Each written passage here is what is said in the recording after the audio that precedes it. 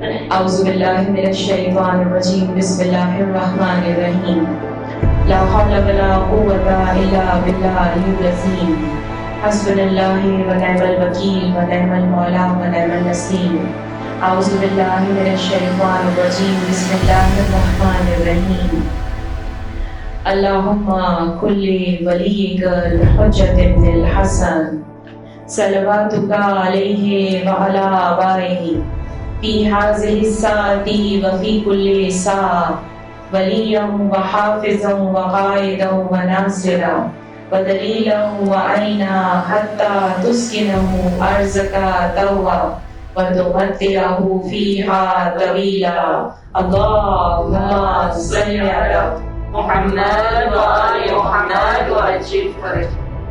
اعوذ باللہ من الشیطان الرجیم بسم اللہ الرحمن الرحیم الحمد للہ رب العالمین والصلاة والسلام علی سید الانبیاء والمرسلین خاتم النبیین سیدنا نبینا شفیعنا طبیب قلوبنا ابی القاسم محمد اللہم صل علی محمد وآل محمد وعجل فرجہ وأهل بيته الطيبين الطاهرين المعصومين المظلومين أما بعد فقد وقال الله تعالى في كتابه المبين قوله الحق أعوذ بالله من الشيطان الرجيم بسم الله الرحمن الرحيم اقرأ صلوات اللهم صل على محمد وعلى محمد وعجل فرجه. ایک اور بہتر انداز میں صلوات کو پڑھیے. اللهم صل على محمد وعلى محمد وعجل فرجه. آج محرم کی 2 ہو گئی ہے. محرم کی 2 تاریخ ہو گئی ہے اور حسین کا قافلہ کرب و بلا میں پہنچ گیا ہے. اپنے ذہنوں میں اس 2 تاریخ کو رکھیے گا اور فضائل بھی مسائل کی طرح سننے کی کوشش کیجیے گا. سوچئے گا کہ ہم سب وہاں پر موجود ہیں اور حسین کے استقبال کے لیے کھڑے ہو رہے ہیں, حسین کا انتظار کر رہے ہیں. خداوند عالم نے کہا ہے کہ جو کوئی بھی حسین کا انتظار کرے گا وہ امام زمانہ کے ظہور کا انتظار کر رہا ہے. جو حسین سے محبت کرتا ہے وہ امام زمانہ سے محبت کرتا ہے. جو حسین کے غم میں روتا ہے وہ امام زمانہ کے غم میں روتا ہے. اور جو چاہتا ہے کہ امام زمانہ کے لشکر میں شامل ہو جائے وہ حسین کے لشکر میں نہ چاہتے ہوئے بھی شامل ہونے کی کوشش کرتا ہے. آج کے زمانے میں ہم حسین کے لشکر میں تو شامل نہیں ہو سکتے. 1400 سال پرانی بات ہے. حسین، کربلا، شہداء سب کچھ ہو چکا ہے. ہمارے لیے پاسٹ ہو گیا ہے، ماضی ہو گیا ہے. لیکن کیسے ہم حسین کے لشکر میں شامل ہوئے؟ زیارت وارثہ میں امام کہتے ہیں کہ جو دل سے کہتا ہے کہ میں حسین سے محبت کرتا ہوں وہ اس دن بھی وہاں موجود تھا. امیر المومنین علی ابن ابی طالب علیہ السلام نہج البلاغہ میں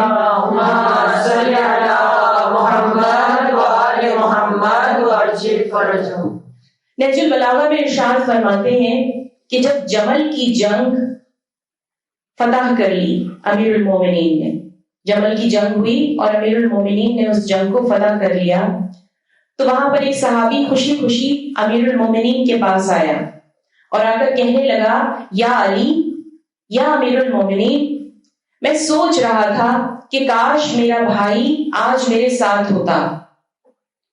تو امیر المومنین نے کہا کہ کیا تیرا بھائی مجھ سے محبت کرتا ہے؟ تو کہا بہت محبت کرتا ہے، عشق کی حد تک، اور وہ آپ کے لیے آپ کے ساتھ جنگ میں بھی آنا چاہتا تھا مگر نہیں آ سکا. تو مولا نے کہا کہ اس سے جا کر کہہ دینا کہ وہ میری اس فتح میں، میری اس جنگ میں شامل تھا. تو صحابی کو سمجھ میں نہیں آئی بات. اس نے کہا مولا وہ تو آیا ہی نہیں ہے تو وہ کیسے اس جنگ میں، اس فتح میں، اس کے ثواب میں شامل ہو گیا؟ تو کہا جو دل سے مجھ سے محبت کرتے ہیں، چاہے جہاں بھی دنیا میں میں نے جتنے بھی فتوے کیے ہیں، جتنے بھی جہاد کیے ہیں، جتنی بھی جنگ ہو رہی ہے، وہ تمام کے تمام لوگ اس جنگ میں میرے ساتھ محشور کیے جائیں گے. نعرے حیدری اور صرف یہی نہیں، جو لوگ قبروں میں چلے گئے ہیں، قبر کی گہرائی میں موجود ہیں، لیکن دل میں علی اور اہل بیت کی محبت رکھتے ہیں، وہ بھی میرے ساتھ اس جنگ میں محشور ہوں گے۔ اور پھر خاموش ہونے کے بعد ایک چھوٹا سا وقفہ لیا اور کہا صرف یہی کافی نہیں ہے، وہ بچے جو ماں کے مادر شکم کے اندر موجود ہیں، ابھی دنیا میں بھی نہیں آئے ہیں، لیکن ان کی روحیں اگر علی اور اہل بیت سے محبت کرتی ہیں تو وہ بھی میرے ہر نیک عمل میں شامل رہیں گے۔ کتنی فضیلت کی بات ہے، کتنے پیارے جملے ہیں نہج البلاغہ کے۔ امیر المومنین تھے، یعنی صرف اگر دل میں محبت اہل بیت ہے تو اہل بیت کا ساتھ چاہے قبر ہو چاہے حشر ہو، ان کا ساتھ ہمیں نصیب ہو جائے گا۔ اور جتنی عبادت کے کام اہل بیت نے کیے ہیں ان تمام چیزوں کا ثواب امیر المومنین ہمارے حساب و کتاب میں ڈال دیں گے۔ تو جب بھی فرش عزا پر آئیں تو اپنے آپ کو یہ کہہ کر لائیں، کل بھی میں نے کہا تھا آپ کی نیت میں یہ ہو کہ سیدہ زہرا کو راضی کرنا ہے، حسین کو پرسہ دینے، حسین کا پرسہ دینے کے لیے سید الزہرا کو راضی کرنا ہے، اپنے ہر قدم پر نیکی لکھواتے جائیں۔ رسول خدا صلی اللہ علیہ وآلہ وسلم ارشاد فرماتے ہیں،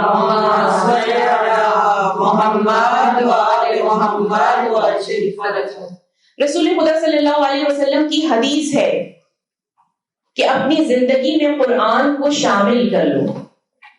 کہا کیسے شامل کرے؟ کہا ہر روز قرآن کی تلاوت کیا کرو، اور قرآن کی تلاوت کرتے ہوئے اپنے رب کو پہچاننے کی کوشش کرو۔ رب کو کیسے پہچانے؟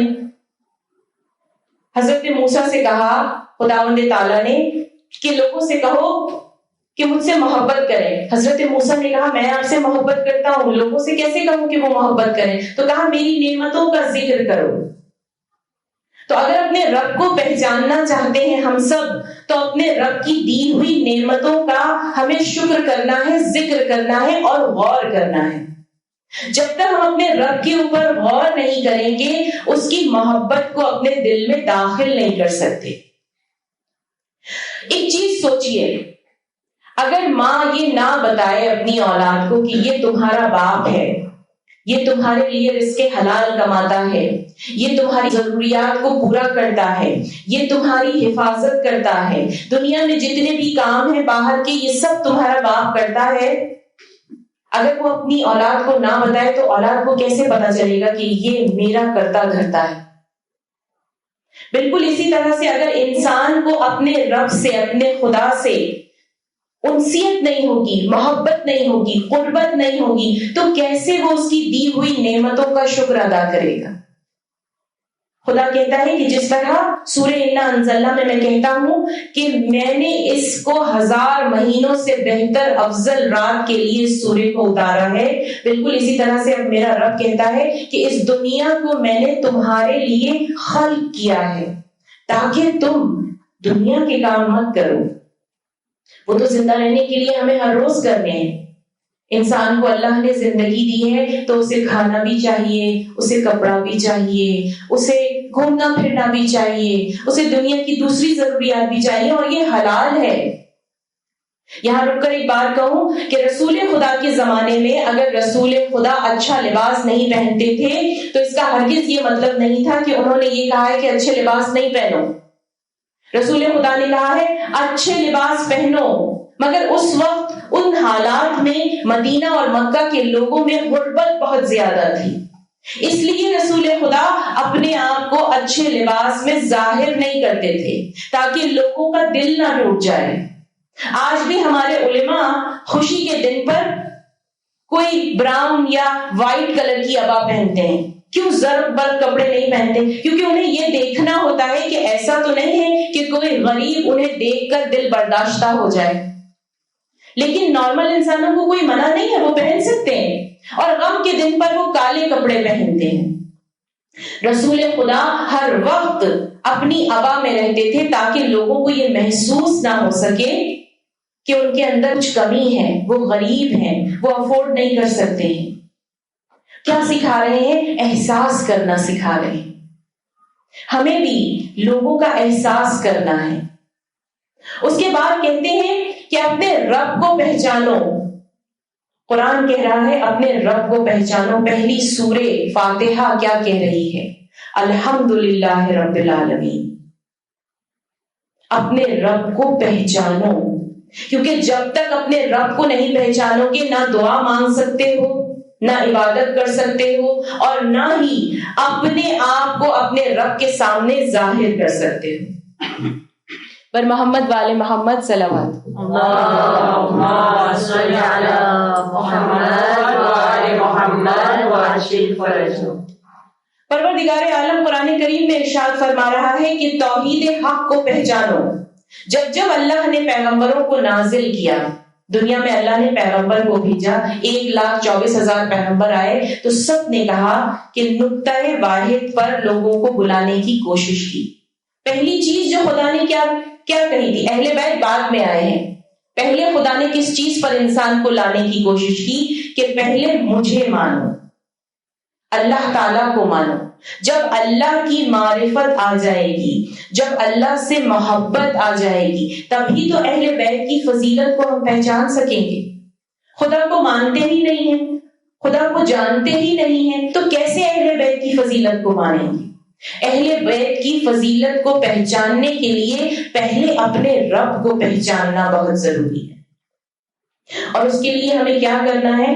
سب سے پہلی چیز، ایک چھوٹا سا واقعہ، پنڈت طارق کی کتاب سے میں نے یہ واقعہ لیا ہے.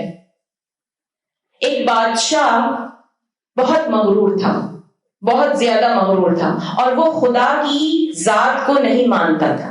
وہ خدا کو مانتا ہی نہیں تھا. وہ کہتا تھا جو کچھ بھی ہے یا میں نے خلق کیا ہے یا میں خلق کروا سکتا ہوں. اس کا جو وزیر تھا وہ اللہ کو مانتا تھا، توحید پر ایمان رکھتا تھا. تب اس نے کیا کیا؟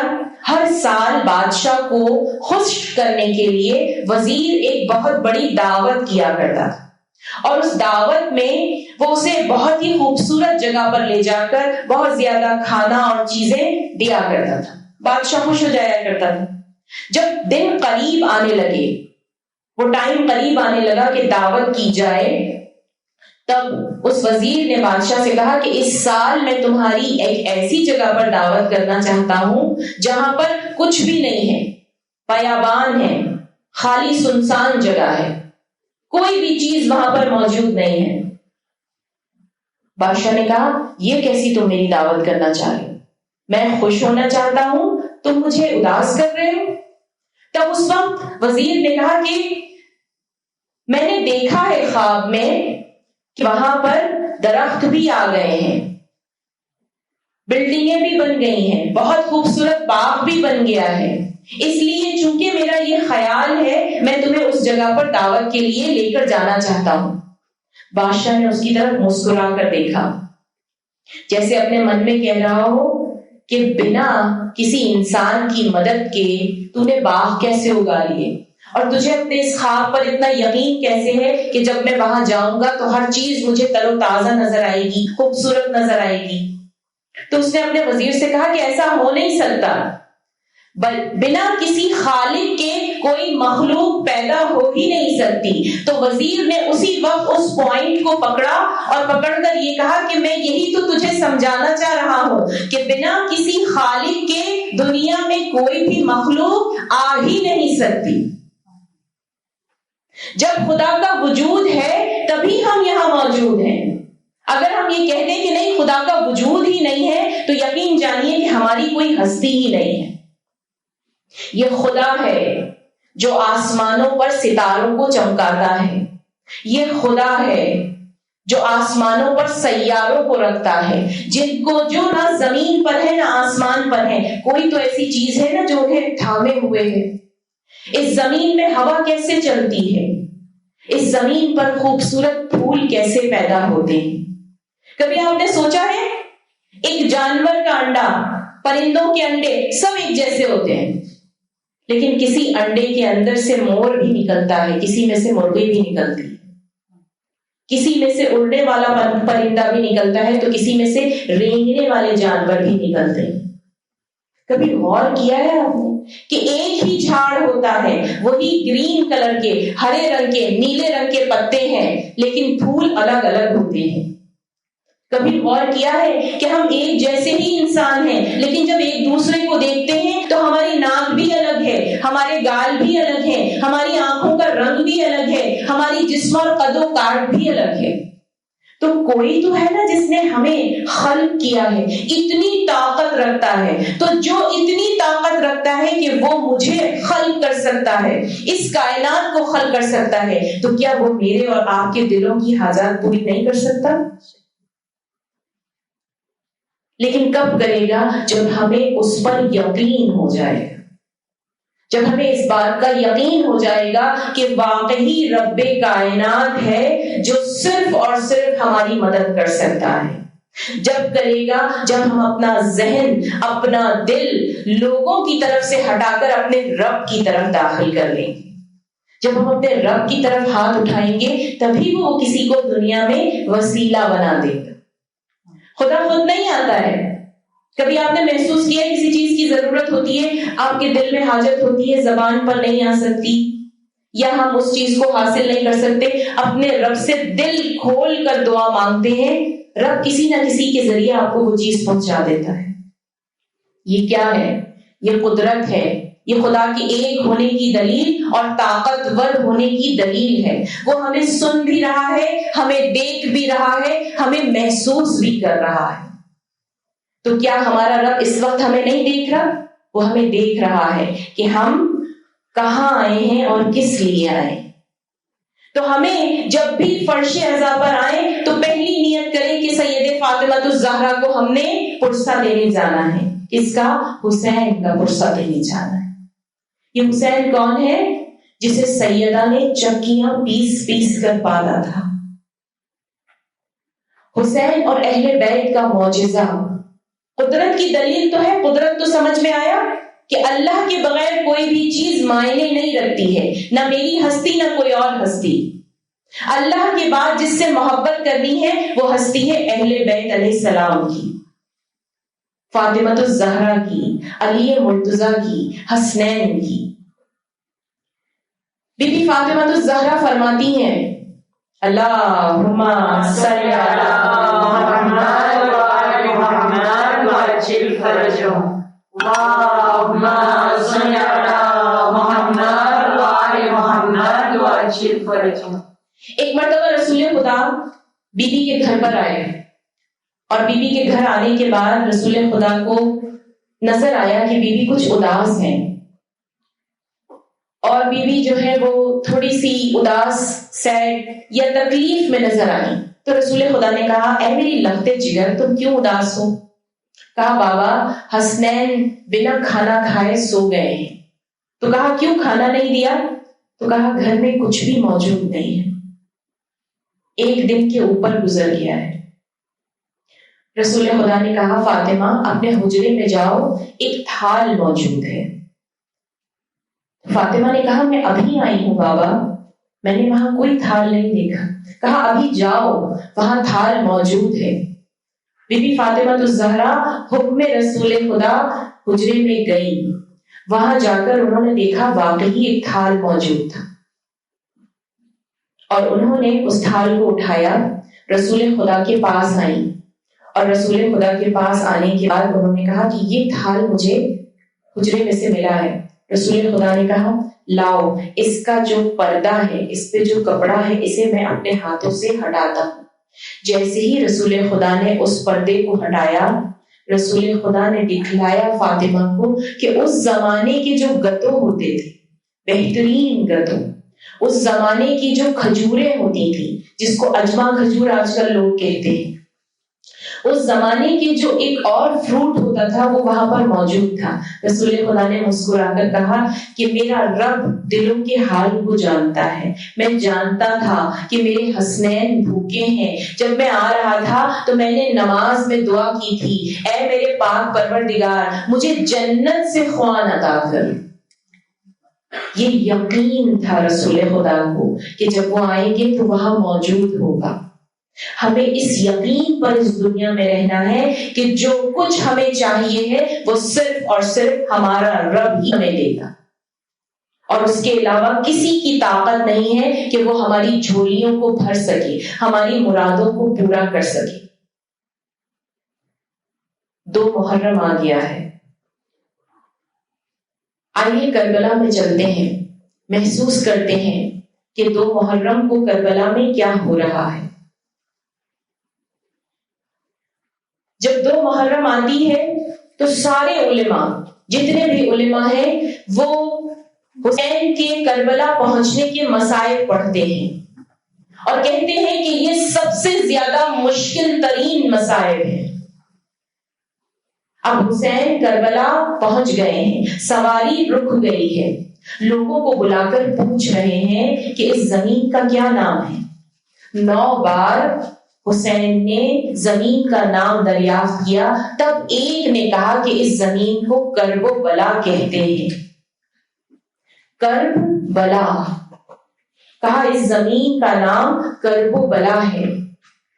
حسین نے کہا یہی وہ زمین ہے جہاں علی اکبر کے سینے میں برچھی لگے گی، یہی وہ زمین ہے جہاں نوک نیزہ پر ہمارے سروں کو بلند کیا جائے گا۔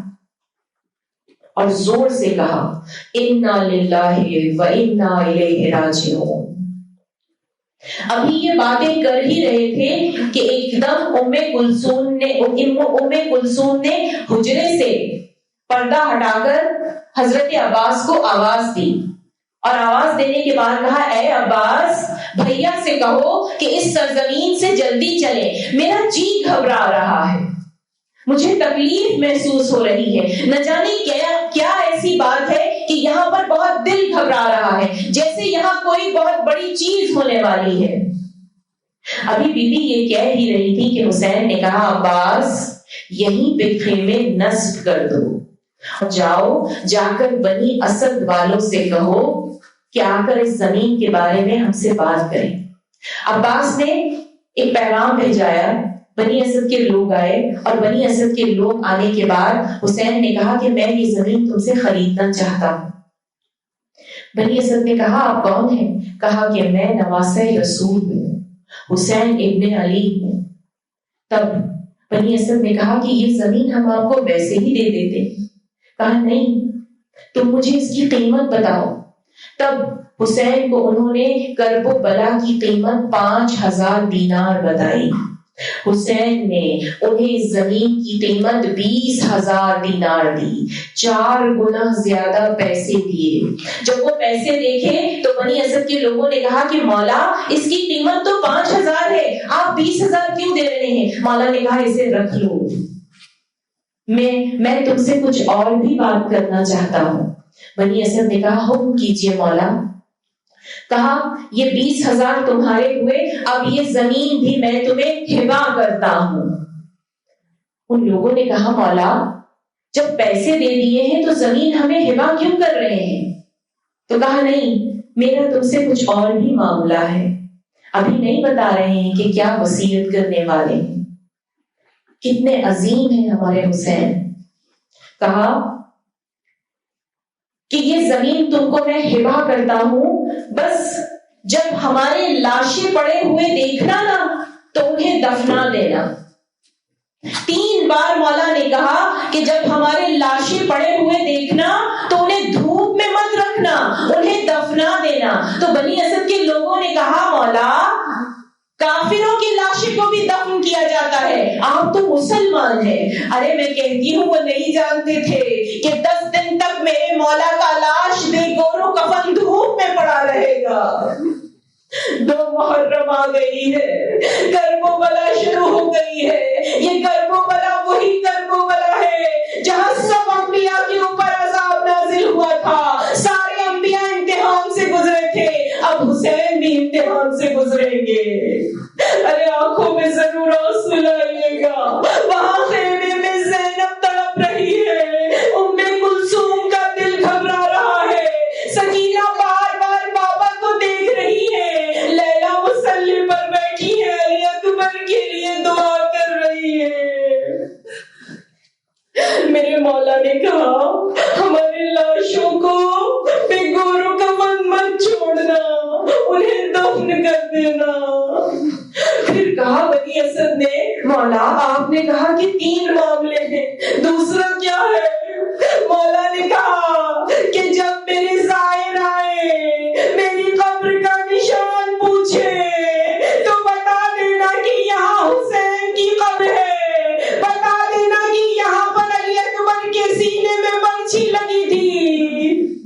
اجرکم اللہ، کیسا مقام ہے! حسین جانتے ہیں علی اکبر چلے جائیں گے، حسین جانتے ہیں کہ عباس کے بازو کٹ جائیں گے۔ پھر بنی اسد کے لوگوں نے کہا تیسری کیا بات ہے؟ کہا جب میرے زائر آئیں گے نا اور ان میں کوئی بہت غریب ہو، کوئی بھوکا ہو، کوئی پیاسا ہو، تو اسے 3 روز تک میرے دربار سے کھانا دینا، میرے زائروں کو بھوکا نہ رہنے دینا۔ ارے میں بیویاں پوچھتی ہوں آپ بھی تو کربلا گئی ہے، حسین نے کیا آپ کو بھوکا پیاسا رہنے دیا؟ ارے ہر گلی میں حسین کے نام کی نیاز ملتی ہے۔ آج حسین کا پرسہ دینے آئے ہیں، فاطمہ الزہرا کو پرسہ دینے آئے ہیں۔ پھر میرے مولا نے حسین نے کہا اے بنی اسد جاؤ، اپنی بیویوں کو لے کر آؤ، اپنی مستورات کو لے کر آؤ، اور کہا ان سے کہنا کہ برقعے میں آنا۔ مولا کیا بتا رہے ہیں؟ ارے بیویوں اپنے دروازے پر برقعے بغیر نہ جانا، اپنی چادروں کی حفاظت کرنا۔ بنی اسد گھر گئے، اپنی بیویوں کو بلا کر لائے، بیویاں مولا کے پاس آئیں، کہا بیٹھ جاؤ۔ کہا میں تمہیں ایک وصیت کرتا ہوں، اگر تمہارے مرد ہمارے لاشوں کو نہ دفنائے تو پانی بھرنے کے بہانے سے آنا اور ہمارے لاشوں پر ایک ایک مٹھی خاک ڈال دینا۔ پھر کہا جاؤ اپنے بچوں کو بلا کر لے کر آؤ۔ ہائے حسین کی غربت، معصوم بچوں کو وصیت کر رہے ہیں۔ جب بچے آئے تو حسین کہنے لگے اے بچوں، اگر تمہارے ماں باپ ہمیں دفن نہ کرے نا تو تم کھیلنے کے بہانے سے آنا، اپنے ننھے ننھے ہاتھوں سے ایک ایک مٹھی خاک ڈال دینا۔ ارے 11 محرم کو میں نے کربلا میں دیکھا، ایک بی بی بیٹھی تھی اپنی ابا کا دامن پھیلائے اور کہہ رہی تھی میرے بچے کا لاشا بے گور و کفن دھوپ میں پڑا ہے، ارے میں نے چکیا پیس کر پالا تھا۔ انا للہ و انا الیہ راجعون۔ الا لعنت اللہ علی قوم الظالمین۔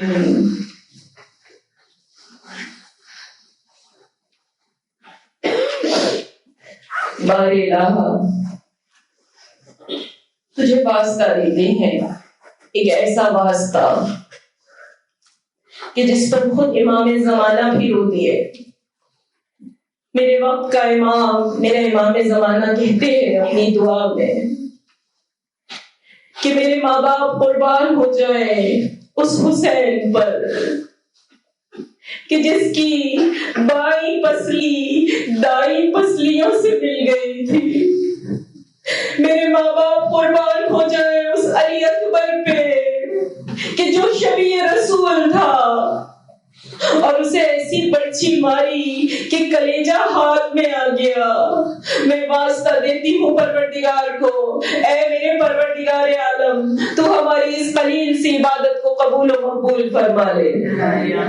میں تجھے واسطہ دیتی ہوں پروردگار عالم، بی بی زینب کی چادر کے صدقے میں ہمارے گناہوں کی مغفرت فرما دے۔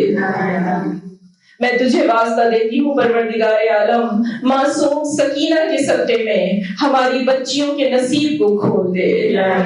پروردگار عالم تو بڑا غفور الرحیم ہے، ہمارے گناہان کبیرہ اور صغیرہ کو معاف فرما دے۔